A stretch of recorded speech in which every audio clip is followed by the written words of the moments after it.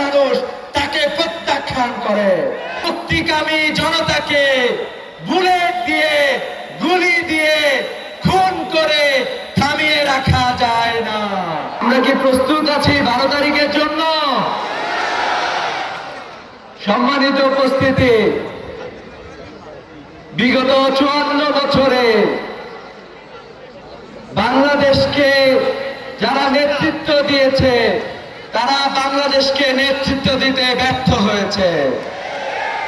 বাংলাদেশের জনগণ যখন মাথা তুলে দাঁড়ানো শুরু করেছে তখনই তারা আমাদেরকে পরাজিত করার ষড়যন্ত্র করেছে। বিগত 16 বছরে জামায়াতে ইসলাম সহ ইসলামী ছাত্র শিবির সহ বাংলাদেশের আপামর জনতার কণ্ঠকে রুদ্ধ করে রাখার চেষ্টা হয়েছে। তারা কি আমাদের পথ চলাকে একদিনের জন্য থামিয়ে দিতে পেরেছিল? আমরা দেখেছি গুম করে, খুন করে, হত্যা করে আমাদের পথ চলাকে তারা দমন করতে পারে না। আমরা দেখেছি পিলখানায় গণহত্যা চালিয়েছে তারা। 28শে অক্টোবর আমাদের ভাইদের উপরে মেরে তারা নৃত্য করেছে। আল্লামা সাঈদীর রায়ের পরে অসংখ্য মানুষকে তারা হত্যা করেছে।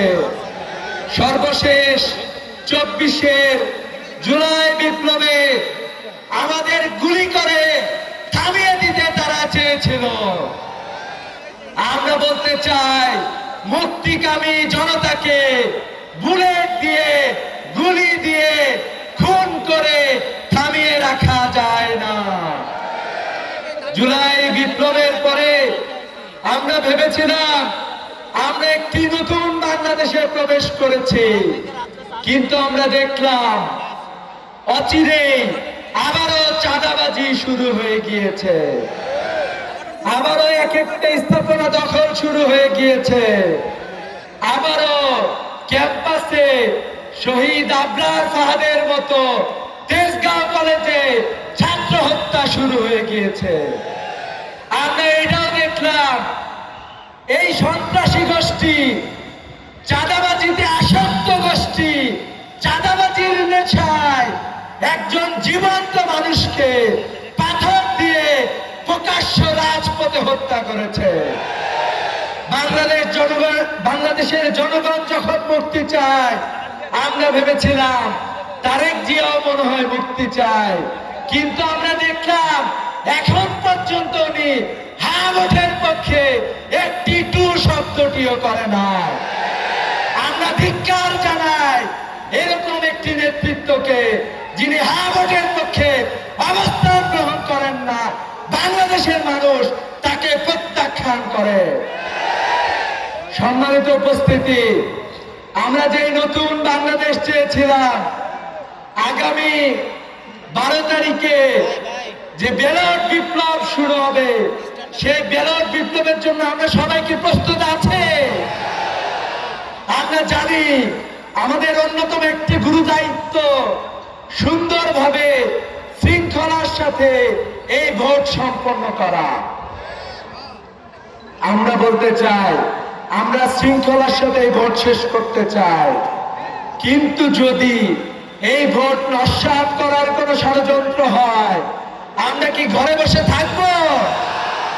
বাংলাদেশের আপামর জনতা রাজপথে নেমে তাদের সেই দুঃস্বপ্ন, তাদের সেই চক্রান্তকে দুঃস্বপ্নে পরিবর্তন করবে ইনশাআল্লাহ। সম্মানিত উপস্থিতি, বাংলাদেশের মানুষ অলরেডি বুঝে গিয়েছে কারা তাদের প্রতিনিধিত্ব করতে চায়।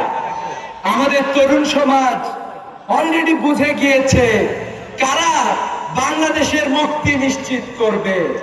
তাই আমরা বলতে চাই, ডক্টর শফিকুর রহমানের নেতৃত্বে আগামীর যে সরকার গঠিত হবে, সেই সরকার বাংলাদেশে ইনসাফ প্রতিষ্ঠা করবে ইনশাআল্লাহ। আজকে আমরা যদি দেখি বাংলাদেশে ইনসাফ নাই, বাংলাদেশে জুলুমতন্ত্র প্রতিষ্ঠা হয়েছে। আমাদের কৃষকের ন্যায্য মূল্য শহরে যেতে যেতে সেই পণ্যের ন্যায্য মূল্য আমরা আর পাই না। 10 টাকার পণ্য ঢাকায় যেতে যেতে 100 টাকা হয়ে যায়। এভাবে করে প্রত্যেকটা জায়গায় জুলুম এবং বঞ্চনার মধ্য দিয়ে বাংলাদেশের মানুষ কাটাচ্ছে। আপনারা কি দেখেছেন বিগত ছাত্র সংসদ নির্বাচনে ছাত্ররা ঐক্যবদ্ধভাবে সুন্দর এবং সত্যের পক্ষের শক্তিকে বিজয় দান করেছে। আমরা বিশ্বাস করি আগামী 13 তারিখে বাংলাদেশে যে সূর্য উঠবে সেই সূর্য উঠবে ইনসাফের সূর্য ইনশাআল্লাহ। এই ঐতিহাসিক সময়ে আমরা কি ঐতিহাসিক দায়িত্ব পালন করার জন্য প্রস্তুত আছে? কুষ্টিয়ার 4টি আসনে বিজয় ছিনিয়ে নিয়ে আসবো ইনশাআল্লাহ। সেই সাথে আমাদের যারা যুব সমাজ আছে আমরা বলতে চাই 10 দলীয় ঐক্য জোট যে ওয়াদা রেখেছে তরুণদের জন্য কর্মসংস্থান নিশ্চিত করবে ইনশাআল্লাহ। ভাতার ব্যবস্থা না করে তরুণদের জন্য প্রশিক্ষণের ব্যবস্থা করবে ইনশাআল্লাহ। যে শিক্ষা ব্যবস্থা এতদিন আমাদের দেশের মানুষদেরকে সুন্দরভাবে গড়ে তুলতে পারে না, সেই শিক্ষা ব্যবস্থাকে ভেঙে নতুন এক শিক্ষা ব্যবস্থা গঠন করা হবে।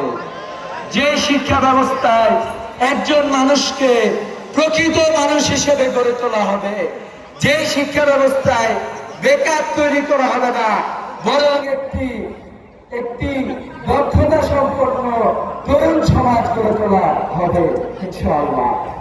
আগামী 13 তারিখে আমাদের ভোট সেন্টারে আমরা সুষ্ঠুভাবে ভোট দেয়া এবং ভোট পাহারা দেওয়ার জন্য প্রস্তুত আছে।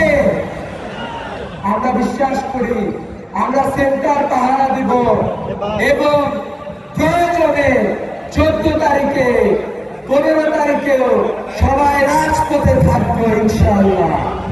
নতুন এক বাংলাদেশ নির্মাণ করে তবেই আমরা ঘরে ফিরে যাব। আমরা কি প্রস্তুত আছে? ইনশাআল্লাহ। আসসালামু আলাইকুম।